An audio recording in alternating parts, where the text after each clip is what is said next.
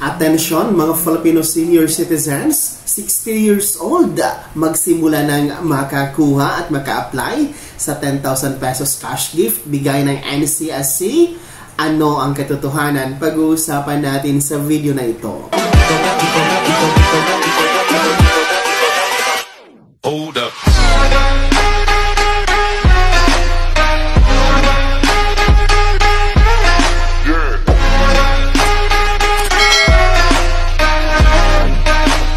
Hello mga ka-vlogs! Welcome dito sa aking YouTube channel. Magandang araw po sa lahat ng mga manonood. Saan po kayong dako sa mundo? Kumusta kayo mga ka-vlogs? Ang ating mga lolo at lola na may edad 60 years old, magsimula na kayang pwedeng mag-apply sa 10,000 pesos cash gift na bigay ng NCSC. Mamaya-maya pag-uusapan natin ang katotohanan.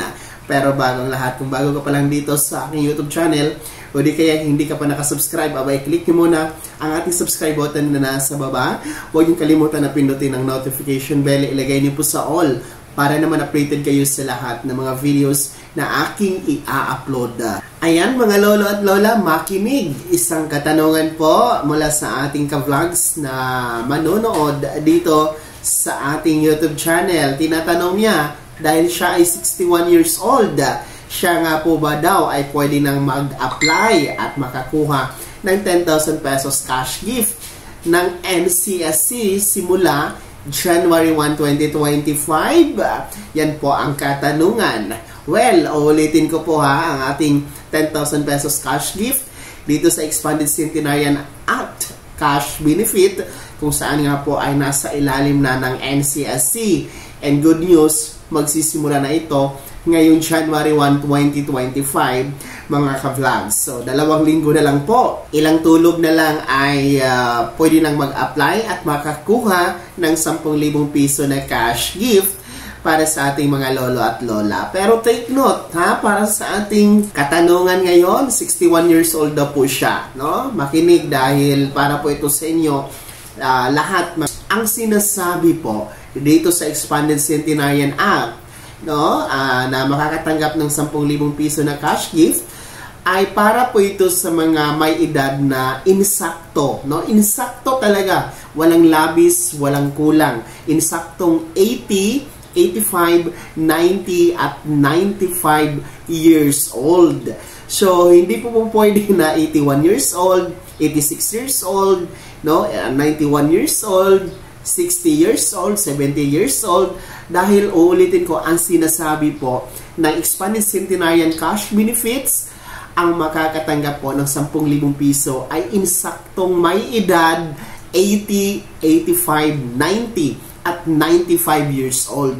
So klaro naman po yun, malinaw naman po yun na panuntunan, guidelines dito sa makakatanggap ng 10,000 piso na cash gift.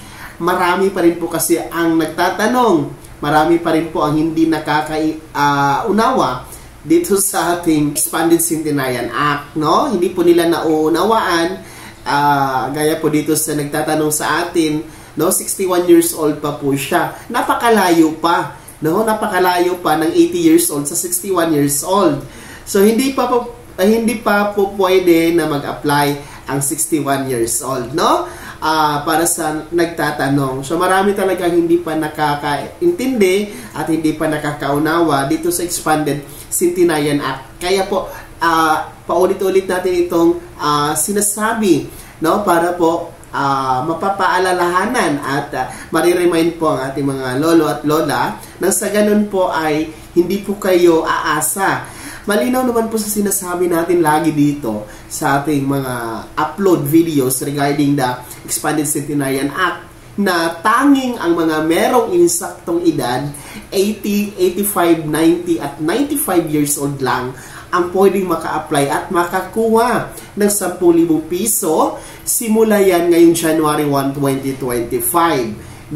Insaktong edad talaga, walang labis, walang kulang. So para po sa lahat ng mga nalilito pa, nagtatanong, laging nagsasabi na pwede na ba silang mag-apply, na ang edad nila ay 70, 65, 75, 81 years old, intindihin nyo lang po, insaktong edad na 80, 85, 90, at 95 years old. Kaya naman po, paulit-ulit natin itong sinasabi, kahit ang sabi ng iba ay paulit-ulit na po nating tinatalakay ang usapin na ito, ang topic na ito regarding the 10,000 pesos cash gift ng Expanded Centenarian Act. No? Kaya natin ito paulit-ulit na pinapaalalahanan ang lahat, sinasabi sa inyo, dahil marami pa rin po ang hindi pa nakakaintindi at paulit-ulit din po nagtatanong kung pwede na po ba sila na mag-apply.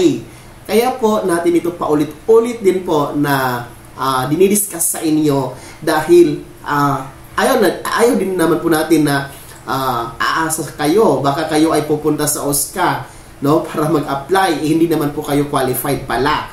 So, yun lang po ang intention natin. Kaya mayroon tayong mga topiko, mga discussion na ating inuulit-ulit, no? Hindi po ito para po sa kapakanan ko. Hindi ito para na humakot ng views. Hindi ito para humakot ng subscribers, kundi pinaalalahanan lamang natin kayo dahil marami talaga, kung alam nyo, nagbabasa ako sa mga komento sa aking mga videos, plus yung mga tambak na mga mensahe sa aking messenger, sa aking Facebook page. Nako, napakarami pa ulit-ulit talaga. No? Marami ang hindi pa nakakaunawa dito sa 10,000 piso na cash gift na bigay po ng gobyerno sa ilalim ng MCSC. Kaya naman, no, sa nagtanong, alam ko marami pa kayo nagtatanong, hindi ko na kayo maisa-isa, no? In behalf po sa nagtanong, 61 years old daw siya. Napakalayo pa sa 80 years old na simula po ng Expanded Centenarian Act, no? Insaktong 80, 85, 90 at 95 years old lamang ang tanging po pwedeng maka-avail, maka-apply at makakuha sa Expanded Centenarian Act cash benefit na 10,000 piso, no, bigay po ng gobyerno sa ilalim ng NCSC. And good news, magsisimula na yan, no, 2 linggo na lang, ilang tulog na lang po, January 1, 2025, yan, implementasyon ng ating Expanded Centenarian cash benefit. Sino po ba sa inyo dyan ang simula ngayong January 1, 2025 pataas? Sino po ba sa inyo dyan ang meron ng insaktong edad na 80, 85, 90 at 95 years old? Ha? Simula January 1. No? Sino po ba sa inyo dyan? Pakikomento sa comment section na nasa baba. Dahil kayo ang buhay na manong makaka-apply dito sa 10,000 pesos cash gift ng NCSC. No? Pwede kayong mag-apply ha sa OSCA. Doon kayo mag-apply talaga sa OSCA na nasa munisipyo or city hall ninyo. May form dyan na fill upan ninyo. Mag-submit kayo ng one valid ID. Kung wala naman kayong valid ID, pwede birth certificate, no? Para ma-assist kayo, ma-evaluate. Kung ma-evaluate naman po na nasa tamang edad kayo na sinasabi po ng Expanded Centenarian Act, ay pwede nyong makuha na ang 10,000 pesos cash gift, mga lolo at lola. Paalala din po, pahabol, halimbawa, ngayon kayo ay 80 years old, no? Tapos, next year, halimbawa January, ay mag-81 years old na kayo.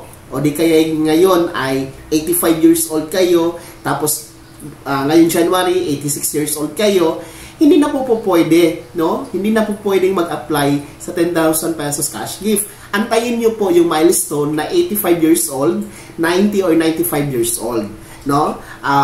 Para kayo maka-apply. Well, para naman po, pangalawa, para naman po sa mga merong edad ngayon na 79 years old, no? Tapos mag-80 years old kayo next year, simula January 1, 2025. Pwede na po kayo maka-apply ngayon pa lang, no? Kahit 79 years old pa kayo ngayon, tapos mag-80 years old kayo next year, no? Starting January 1, 2025, ngayon pa lang pwede na kayong mag-apply. Pumunta na kayo sa OSCA office, no? Na nasa LGU ninyo para mag-fill up ng form at na maka-apply, maproseso ng mas maaga ang inyong aplikasyon at nang makuha ng mas maaga ang inyong cash benefit or cash gift, mga lolo at lola, no? Yung mga next year po, mag-80 years old, mag-85, 90, or 95 years old, pwede kayo mag-apply advance.